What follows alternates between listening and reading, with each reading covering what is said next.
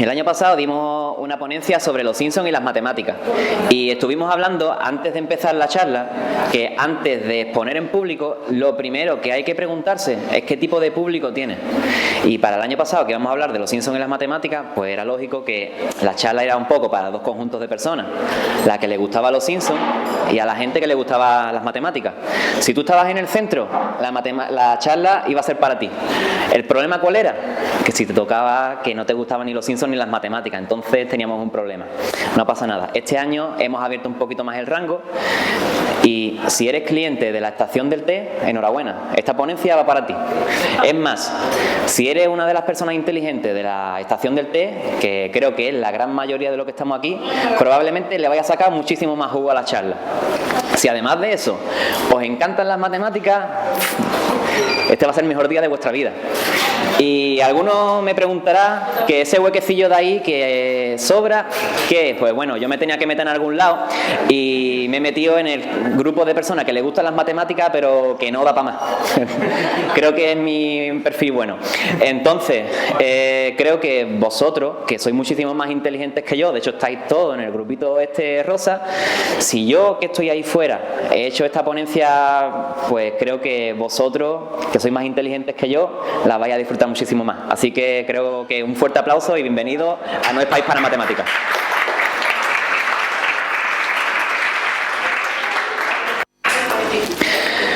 ¿Qué es la matemática?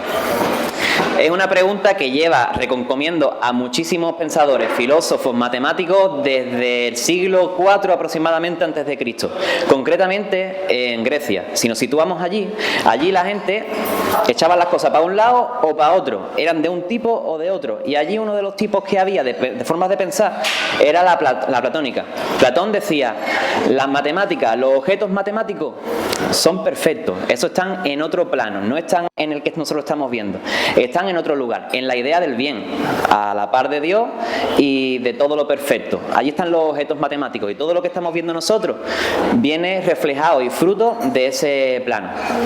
Por el otro lado estaba Aristóteles y decía, no. Decía Aristóteles en su libro de Metafísica que ¿cómo va a coger un médico y curar a toda la humanidad de golpe? Tendrá que primero curar a una persona, luego curar a otra y luego generalizar para un concepto de que cure a muchísima gente. Pero curar a todas las personas no. Tiene que ser mediante experimentación y una cosa que vaya casi todo particular, a caso particular, generalizando para ir hacia arriba. Platón decía lo contrario, que era todo lo perfecto estaba arriba y que reflejo de eso abajo estábamos nosotros, Aristóteles para arriba. Estaban los dos opuestos y se ve que no llegaron a ningún acuerdo porque esa dualidad sigue a día de hoy. De hecho, a día de hoy seguimos encasillando las cosas o de una o de otra. Gente que le gusta el Barcelona, gente que le gusta el Madrid, gente que le gusta el verano, gente que le gusta el invierno, gente que le gusta comer pizza sin piña y gente que no tiene papilas gustativas, las pobres, ¿no? Bueno, el caso es que sigue ese debate ahí. ¿Qué es la matemática? ¿La matemática se crea o la matemática se descubre?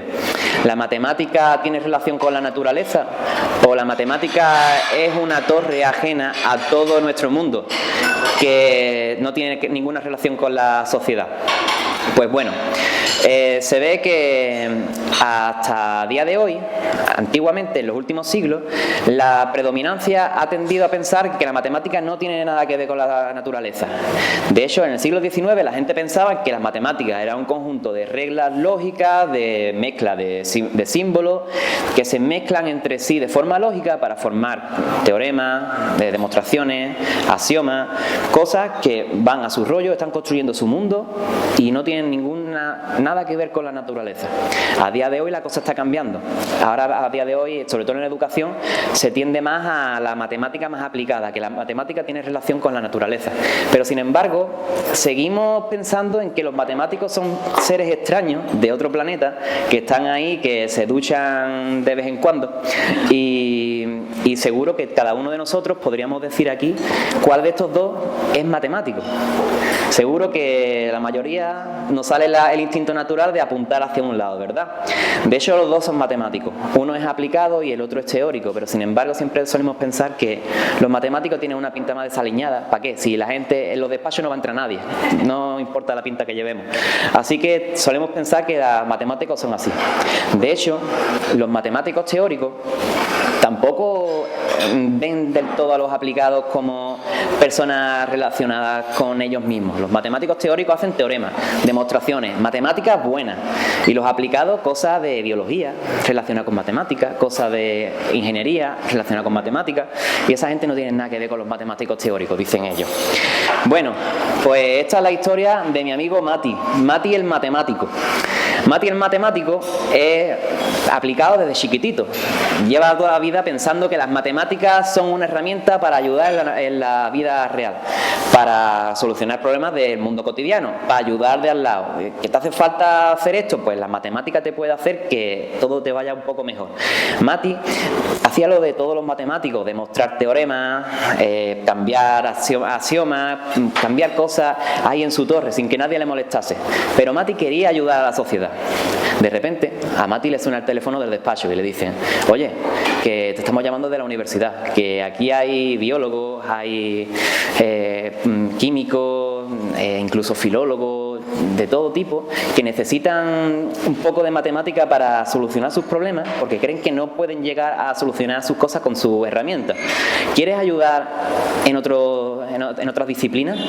Mati dijo: es mi momento, por fin puedo ayudar a la sociedad. Y dice: vale. Le fue corriendo, abrió la puerta del despacho, salió a buscar a sus amigos matemáticos teóricos. Por favor, mira qué es lo que me ha pasado, tenéis que ayudarme. Claro, sus amigos teóricos pensaban que lo que ellos querían decir es que por fin vamos a poder explicarle matemáticas al mundo real. Y claro, el mundo real, cuando tú le explicas matemáticas, pues sabemos lo que pasa. En fin, que Mati se fue a su despacho. Estuvo allí tan tranquilo, y tranquilo estaba, que no llamaban. Y no llamaban. Sentado, y dice: ¿qué pasa? Dice: voy a salir a ver cuál es el problema. Se asoma y ve una rendija de una de las puertas de sus compañeros matemáticos teóricos que estaban por allí, y que estaba la rendija un poco entreabierta de la puerta. Se asomó y lo que vio fue un empresario de un parque acuático, que le estaba poniendo un problema, lo que Mati me contaba que era el problema del parque acuático. ¿En qué consiste el problema del parque acuático? Bueno, pues tenemos un tobogán de agua y un flotador. Y tú te quieres tirar con el flotador por ese tobogán y, hombre, pues te hace falta un poco de agua.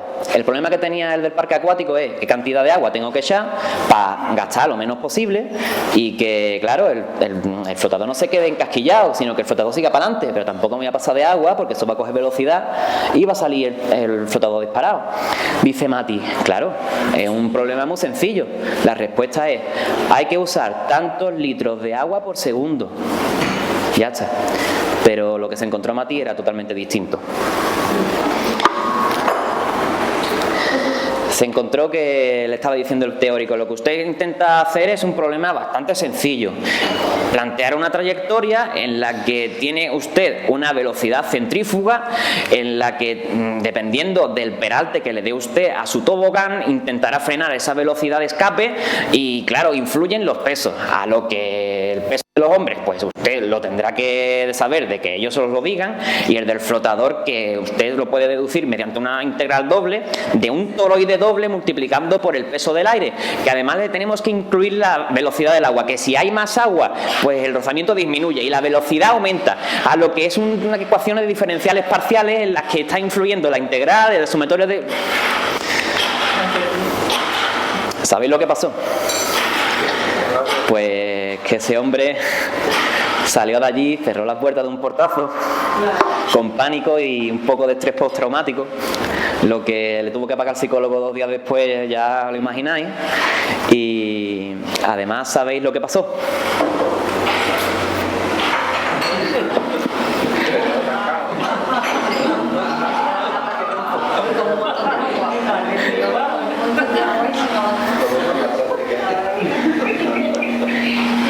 El vídeo lo podía haber acortado ya, pero es que me parece fantástico.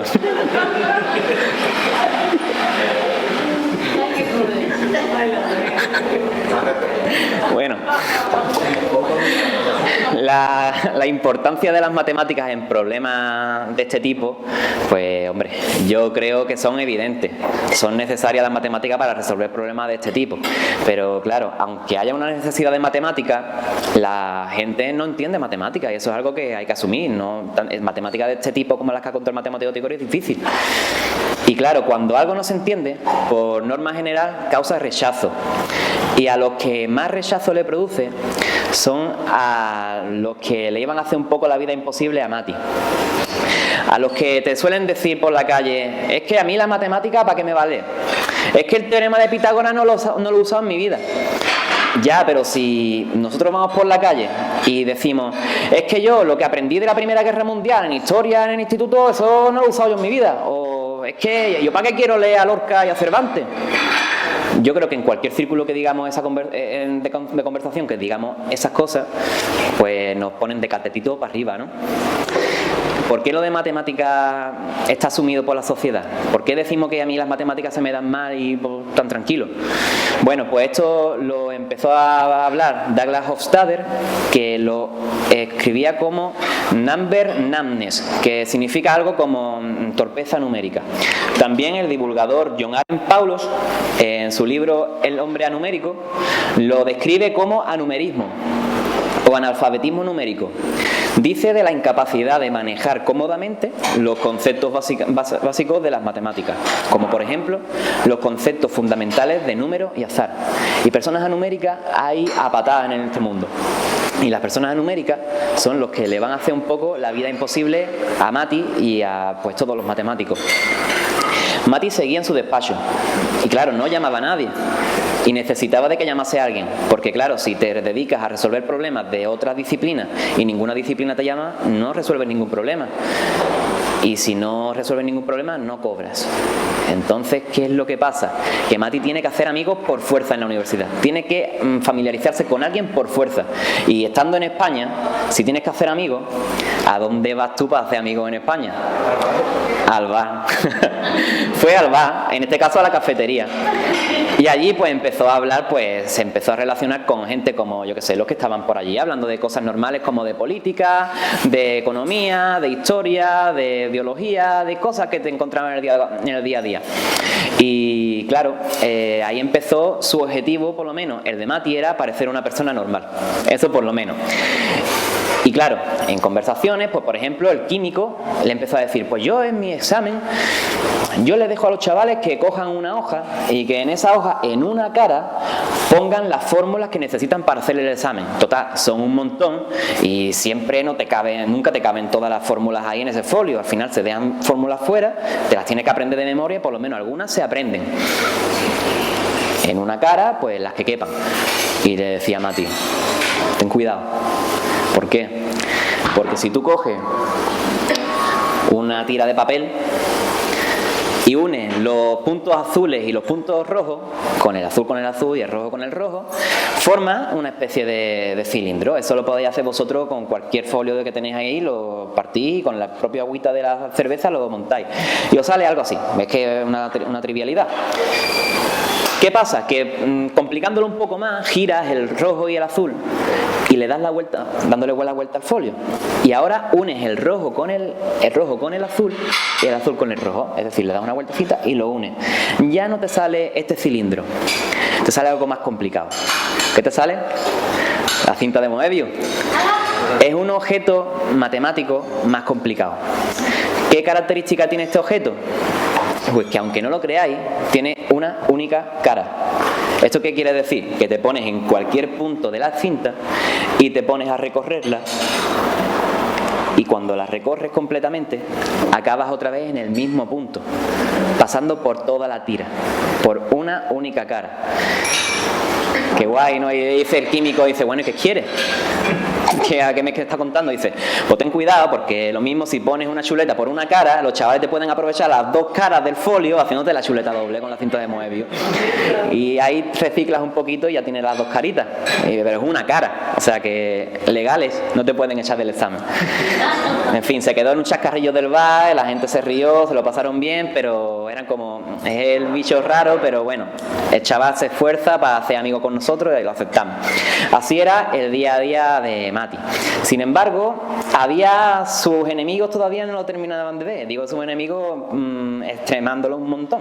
Los matemáticos teóricos llegaron a la cafetería y empezaron ellos a gritar, haciendo sus movidas de demostrar de forma general la ecuación de Navier-Stokes y esas cosas que hacen los matemáticos teóricos en sus despachos.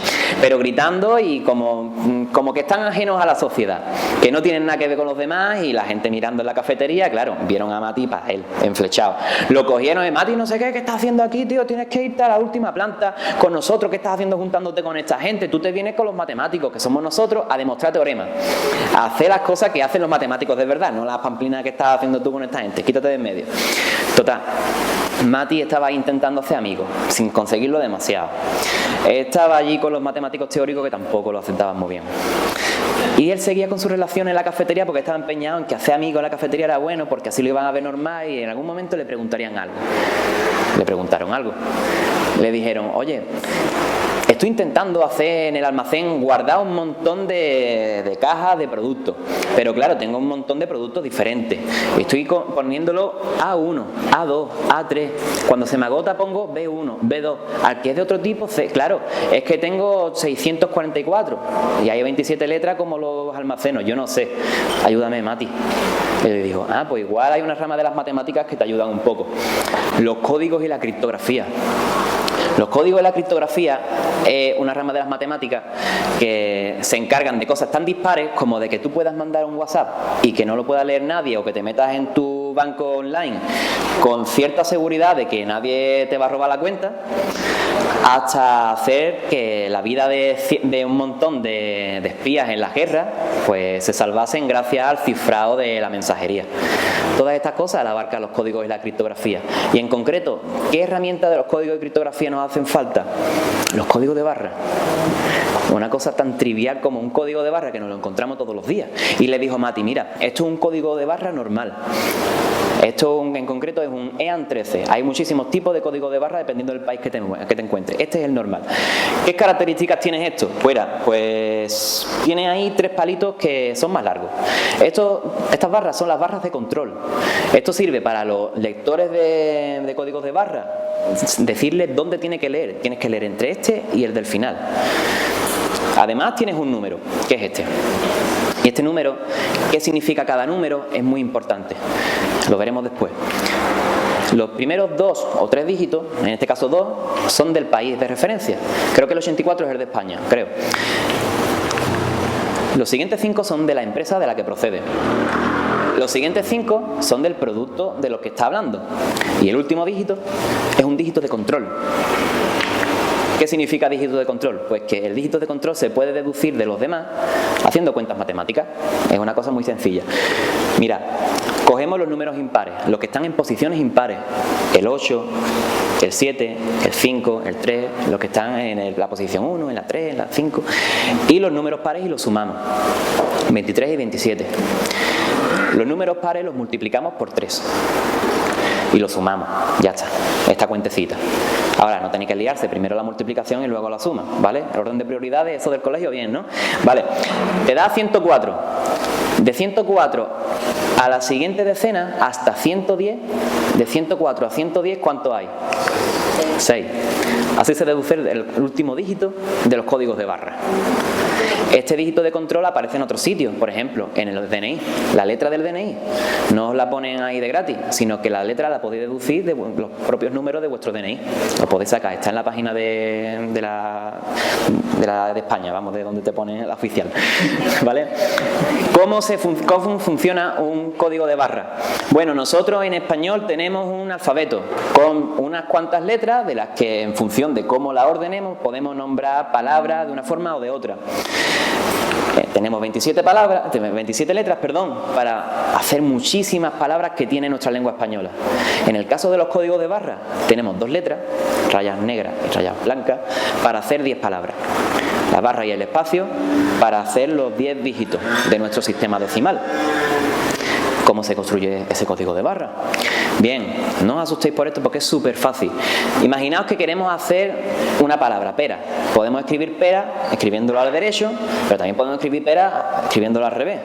Y la última, olvidaros que también es súper fácil, que es pera. La única diferencia del patrón C y del patrón A es que estos empiezan por 0 y acaban por 1, y allí el patrón C empieza por 1 y acaba por 0. Esa es la diferencia, ¿vale?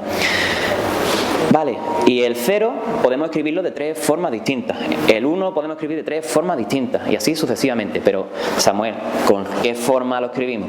Porque si tienes 3, ¿cuál me quedo? Fijaos en esta tabla. Esta es el manual de instrucciones. ¿Y os acordáis que dije que el primer dígito era muy importante? Pues lo es. ¿Os acordáis del número? Este es. Nos quedamos con el primer dígito, el 8. Si el primer dígito es el 8, nos quedaremos con esta secuencia. De forma que el segundo dígito lo escribiremos con el patrón A, el tercero lo escribiremos con el patrón B, el cuarto con el patrón A, el 5 con el... Es muy fácil, vamos a ver el ejemplo, cómo hacerlo. Sería algo así, vamos allá. El 4 es el patrón A, el 7 es el patrón B. Esta es la tabla de antes. Si queremos coger el 4 con el patrón A, pues nos quedamos con este. Escribimos el 4 y en código de barra es así, donde los 1 son barras y los 0 son huecos vacíos. El siguiente era el 7 en patrón B, pues ponemos el 7 en el patrón B y su forma, y así vamos construyéndolo, de forma que te queda tu código de barra. Una cosa súper trivial que siempre tenemos en todos nuestros productos, hay un código de barra, y estoy seguro de que ahora os ponéis a buscar en vuestra mesa, os encontráis al menos 2 códigos de barra, y es algo que tiene una matemática ahí un poquito básica, pero es súper interesante. ¿Qué más podemos ver de nuestros códigos de barra? Pues que los lectores son rayas rojas, los lectores de los supermercados son rayas horizontales, líneas, pero si queremos leerlo en vez de linealmente, con una línea, queremos leerlo bidimensionalmente y complicarlo mucho más, aparece nuestro código QR. Es como un código de barra, que seguro que lo habéis visto 20.000 veces, y es un código de barra en 2 dimensiones. Ya está. Esto viene de lo otro. Aquí podemos encontrar varios paralelismos, como por ejemplo los huequecillos esos, que son dibujos de control. También es para que el lector sepa dónde leerlo. Una matemática bastante básica, que Mati se la explicó allí al del almacén de química, y le dijo, pues fantástico, y tiró para adelante con eso, y lo hizo perfectamente. Le abrió un mundo nuevo. La gente de allí de la cafetería súper contenta con él, tal, pero no estaban del todo a gusto, porque sus coleguitas bien, pero y los demás que estaban de los otros departamentos, nadie le preguntaba a Mati. No tenía todavía estaba muy afianzado en la universidad, y de hecho los rectores, la gente que gestionaba la universidad, los dineros, eran anuméricos. No querían a Mati ni en pintura. Y claro, cuando no quieres ver a matemática, pues empezaron. Este hombre no está produciendo resultados matemáticos. Queremos a alguien que haga matemáticas de verdad, que es este hombre que está aquí hablando de códigos de barra y esas cosas que son súper fáciles. Si queremos ordenar el almacén, llamamos a un químico y que nos ordene el almacén. No un matemático que está aquí gastando el dinero del matemático para que el matemático ordene el almacén. Queremos a alguien que nos produzca resultados. Es más, da igual, no llamen ni a un científico, llama a un filólogo, llama a lo que sea, que se ponga a leer y a sacar resultados en su universidad. Queremos resultados. Los anuméricos cogieron y echaron a Mati.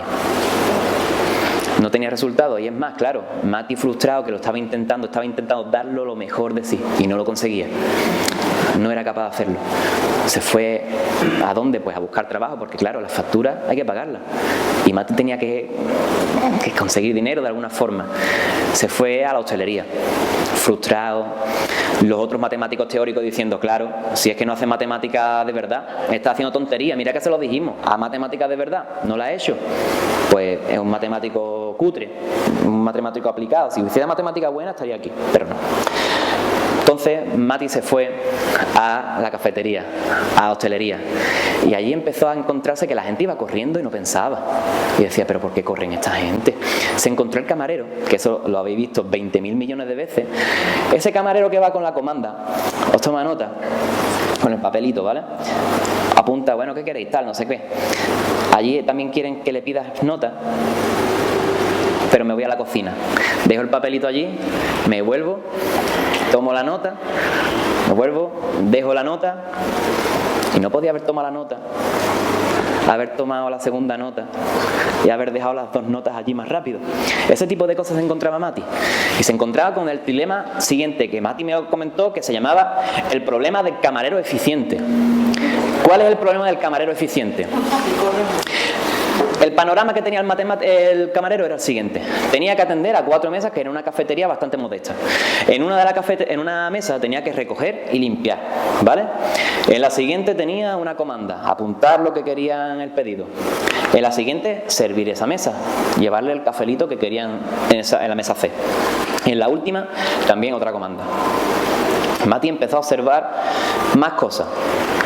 Como que en recoger una mesa se tarda más o menos 75 segundos. Él estaba ahí y ponía su cronómetro. En poner una comanda, apuntar lo que la gente quería, 60 segundos. En servir la mesa, 20 segundos. Es poner el café, poner otro café y tirar para adelante. Vamos a simplificarlo un poquito. ¿Qué más cosas se encontraba Mati? Pues que en la cocina tardabas 45 segundos. Cada vez que vas a la cocina tienes que hablar con el cocinero, 45 segundos que echas allí. ¿Y a dónde puedes ir? Bueno, él vio que desde la cocina tú puedes ir a cualquier mesa. Obvio, ¿no? Una vez que tú recoges y limpias esa mesa y vas con la bandeja cargada, solamente puedes ir a la cocina. No os preocupéis, que esto lo voy a poner apuntado ahora, ¿vale? No hace falta que memoricéis. De la mesa D, una vez que toman la comanda, pueden ir a la mesa A con el papel, no les estorba para recoger la mesa, ni para ir a la cocina, ni para tomar la segunda comanda. Pero claro, si tienes que servir la mesa, tú no puedes ir primero a tomar la comanda y luego con el café vas cargado, ¿no? Mejor no ir cargado. De la mesa D, que también es otra comanda, pues lo mismo, puedes ir a todos sitios menos aquí. Una vez que tú sirves, puedes ir a cualquier lado. Una vez que tú has puesto los cafés, tú vas con la bandeja vacía y puedes ir a donde te dé la gana. En conclusión, puedes hacer todos estos caminos, ida y vuelta, ¿vale? Algunos solamente ida y otros ida y vuelta, ahí viene reflejado. Mati también vio que desde la cocina hasta las mesas se tardan 30 segundos. Y entre las mesas, moverte de la mesa A a la mesa C o de la mesa D a la mesa B, se tardan 10 segundos. Mati era un tío que miraba ahí las cosas y veía todo ese tipo de cosas. Ahora bien, ¿qué quería el camarero? Atender a todas las mesas. Ahora es donde entráis vosotros. Vamos a hacer otro tipo de juego. ¿Podéis decirme cuál es el camino más corto, más rápido que puede hacer el camarero para atender a todas las mesas? El tiempo comienza ahora. ¿De dónde salimos? Salimos desde la cocina y tenemos que llegar a todas las mesas en el menor tiempo. Hay gente que ya ha llegado y efectivamente, toda la razón del mundo. ¿Cuál es el camino? Primero vamos a servir, salimos de la cocina, servimos. Una vez que servimos, vamos tanto al B como al D, a una comanda. Hacemos una comanda, hacemos la otra. Una vez que tenemos la bandeja vacía, recogemos los tiestos, limpiamos y volvemos allí. En total, 330 segundos, 5 minutos y 30 segundos. Es el camino más corto. Claro. Que esto viene de un problema que se llama el problema del vendedor viajero. Es un problema derivado que consiste en que un vendedor tiene que recorrer todos los puntos que pretende, pasando por todos los puntos al menos una vez y volver al punto de destino. Es un problema de optimización matemática y es súper útil, porque claro, para temas de transporte, ahorrando todos los costos posibles, fantástico. El camarero aprendió a que primero tenía que servir las cosas, luego tenía que tomar las comandas y luego tenía que recoger las cosas y luego ir a la cocina. Le ahorró un trabajazo al camarero, pero claro, el camarero vio que Mati vio que la cocina, aunque se le daba bien la hostelería y tal, pero no era su sitio. Él quería la universidad, él estaba empeñado en ser matemático aplicado. Y él quería ser matemático y iba a hacer matemáticas. Volvió a la universidad, se metió en los despachos de los anuméricos decididísimo y cuando abrió la puerta se encontró que estaban con un problemazo. Queremos venderle aquí las matemáticas, queremos vender aquí el grado de humanidades y el grado de historia, porque aquí no entra nadie. La nota de corte de este año hay un 5, hay muchísimas más con un 5, pero ellos querían que entrase más gente en humanidades, ya sé, los anuméricos, empeñados en que no, la lengua es mejor. Y que entrase alguien que no sabían cómo venderle historia a la gente, no sabían. Y Mati tímidamente dijo, perdón, creo que puedo ayudar. Y le dijo, veréis, es que ustedes lo que queréis hacer es vender. Imaginaos que nosotros queremos vender, por ejemplo, smartphones, los teléfonos son inteligentes. Y tenemos estas estadísticas con rangos de edades. Sabemos que el uso de los smartphones es del 39% en personas de 25 a 34 años. Y nuestro problema, claro, es a quién vender los smartphones. ¿A quién se los vendemos? ¿Qué grupo de edades? 25 a 34 años. Claramente, lo que estaban intentando ellos es el hacerlo obvio. Pero ¿qué pasa? Aunque ellos sean los que usan más los smartphones, ¿alguien nos asegura de que ellos sean los que también quieren comprar los smartphones? ¿Alguien nos asegura de si en esos grupos la gente no quiere comprar smartphones? Es más, ¿no tienen alguna relación con la renta de la gente, los hábitos de vida, los hobbies que pueda tener las personas, el consumismo que pueda tener en su día a día o el uso de la tecnología? Este tipo de elementos no entra en juego a la hora de vendérselo. Pues Mati lo que les dijo, ustedes lo que queréis es trabajar con el Big Data, los datos grandes, muchísimos datos, queremos almacenar datos y claro, para procesar tantísimo volumen de datos queremos trabajarlo, sacar conclusiones, tomar decisiones. Todas esas cosas hacen falta Big Data y redes neuronales. Seguro que habéis escuchado lo de redes neuronales más de una vez y no estamos hablando de las neuronas del cerebro, sino en la vida cotidiana. ¿Qué son las redes neuronales? Es muy sencillo, esto es como el ejemplo de antes, ¿vale? Tenemos varios nodos, varios circulitos y tenemos una información que entra y que a medida de que va pasando con los nodos, porque solamente tienen una dirección que avanza, esos nodos va transformando nuestra información inicial hasta acabar con una información final, una información procesada. ¿Y cómo funcionan estas redes neuronales? Vamos a verlo con un ejemplo, creo que bastante sencillo. Imaginad que esta columna de aquí son nodos que nos configuran a los colores, la cantidad de amarillo, la cantidad de magenta y la cantidad de cian que tiene ese color, que le vamos a dar de entrada. La segunda columna, pues una vez que llega la información aquí, nos va a configurar el color negro, el gris o el blanco. Y por otro lado, pues si es un poquito más pastel o es un poquito más intenso ese color. Nosotros le metemos nuestro color de entrada. Cuando pasa a esos nodos, ya el color se ha cambiado. Pasa un poquito amarillento en el primero, el segundo lo transforma en magenta y dependiendo de cómo estén configurados cada nodo, le dará más potencia o menos potencia. En este caso es más amarillento, en este caso es menos magenta. Estos colores pasan al siguiente y claro, como están en las tres direcciones, el color de aquí va a pasar a los tres, el de aquí va a pasar a los tres y así llegan a los tres. Los tres se suman o se hacen la operación que sea y además se hace el filtro que tengan los nodos estos. En este caso este lo hace más negro, este lo hace más gris y lo configura. El primero, el segundo y el tercero. ¿Qué pasa con estos tres resultados? Pues pasan al siguiente. Y allí se juntan entre ellos y además se le pone más pastel o menos pastel en función de que esté configurado. Llegando a ser uno sí, otro sí y el otro sí. Y por último, llegan hasta el final como un resultado final. Eso es lo que hacen las redes neuronales. Pero ¿eso es lo guay de las redes neuronales? No, tiene más chicha. ¿Qué es lo gracioso? De que yo tengo que estar configurando manualmente cada uno para que me dé lo que yo quiero. No, las redes neuronales se configuran solas, automáticamente. ¿Por qué? Porque si imaginaos que yo ese color no es el resultado que yo quiero, que lo quiero un poquito más cian, porque le han metido muy amarillento. Pues el sistema, las redes neuronales, sabe configurarse de forma de que si se reconoce que le ha puesto demasiado amarillo, pues tendrá que ponerle un poquito más magenta, bajarle aquí y subirle aquí. De forma que cuando entre otra vez la entrada que hizo antes, ahora nos devolverá un resultado distinto y nos devolverá el resultado que quiera y se va configurando sola hasta que nos dé el resultado óptimo que nosotros queremos. Estas son las redes neuronales y afectan a casi todas las cosas. Por ejemplo, ¿os acordáis hace unos años que teníamos GPS, que teníamos que comprarlo en la tienda? El DVD porque queríamos darle un CD y un disco del vídeo de mi primo que jugando al fútbol que lo habíamos grabado y oye, verlo, te voy a grabar un vídeo. El correo ordinario, mandando la cartita y el disco duro para guardar nuestras pelis y nuestras cosas. Pues bien, gracias a las redes neuronales, ahora esto no nos cuesta dinero, ya es gratis. También es gratuito. Cambiamos el correo ordinario gratuitamente.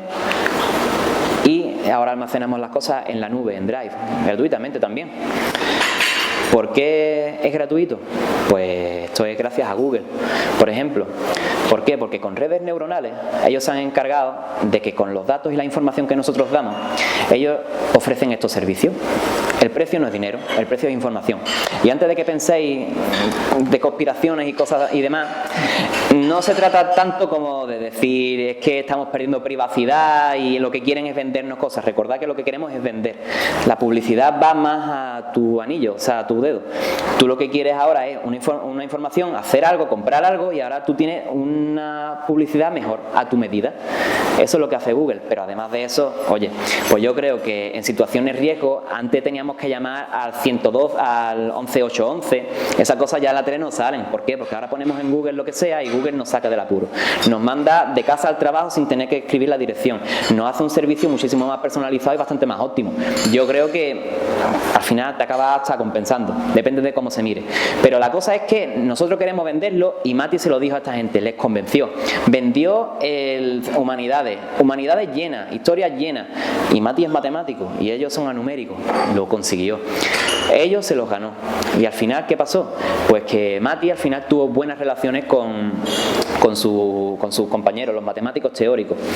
Porque, como me dijo un profesor mío, un profesor antiguo, Alfonso Suárez, decía que si tú quieres medir esta pantalla, tú coges el teorema que te dé la gana. Que ningún teorema matemático te va a decir cuánto mide exactamente esta pantalla. Es más, coge la herramienta que te dé la gana. La herramienta de medición que tú quieras, más precisa. Va a cometer un error aunque sea ínfimo. Pero la matemática aplicada es la que te permite usar matemáticas que te resuelvan problemas de este tipo, cotidianos y del día a día. ¿La matemática teórica es que no sirve entonces para nada? Todo lo contrario. Es súper útil, es buenísima, pero están en otra lucha distinta. Los matemáticos aplicados están en unas movidas y los matemáticos teóricos están en otras. ¿Qué pasa? Pues que a mí me gusta pensar que los matemáticos aplicados, la matemática aplicada, lo que hace es como un ascensor, que lo que hace es coger los resultados matemáticos de los problemas que surgen del día a día y subir hasta el plano de las ideas de Platón y llevar ese resultado hasta la posteridad gracias a los problemas del día a día. Y además bajar los resultados de los matemáticos más teóricos para solucionar problemas totalmente cotidianos. Además, Mati también se hizo buenos amigos en la sociedad y sobre todo en los anuméricos. Porque no nos engañemos, lo de yo no uso esto, entonces esto no sirve para nada o no existe directamente, es totalmente falso. Un anumérico diría, pues a mí no me ha servido de nada sacarme el carnet de conducir, pero el anumérico pide por Amazon y le llega el paquete a su casa. Pide comida a domicilio y se la llevan a su casa. Y además cuando quiere ir a algún lado se monta en un taxi que alguien con carnet le lleva. A mí construir una casa tampoco me vale de nada, pero vives en una, yo vivo en otra y cada uno alquilamos la nuestra. Ese resultado, pues la verdad es que no vale. Y las matemáticas son totalmente útiles, son útiles para todo, son útiles hasta para comerse una pizza con piña. La cosa es que hacer matemáticas, ¿qué es lo que pasa con hacer matemáticas? Pues que en la carrera de la vida te tienes que parar. No puedes seguir corriendo, tienes que pararte. Tienes que sentarte, tienes que ponerte a mirar la pared, volverla a mirar, mira para el lado pero volver a mirar otra vez la pared porque no ha encontrado solución y ya después decidí si correr era la mejor o quizás no era la mejor solución. Y claro, ¿qué es lo fácil? Pues correr y ya está. Pero ¿qué pasa? Que en la vida lo fácil no siempre es lo mejor, de hecho casi nunca es lo mejor. Lo mejor es hacer las cosas de la mejor forma posible. Eso es lo más correcto, hacerlo lo mejor posible. Y si para hacer las cosas de la forma más correcta hay que pararse un poquito más a pensar y hay que hacer un poquito más de matemática, pues habrá que hacerla. ¿Qué es la matemática? Yo a día de hoy todavía sigo sin saber qué es la matemática. Pero como dijo el embajador mundial del cambio climático, Jesús Linares, hace un año aquí, si la matemática fuese fácil, entonces no sería matemática. Muchas gracias.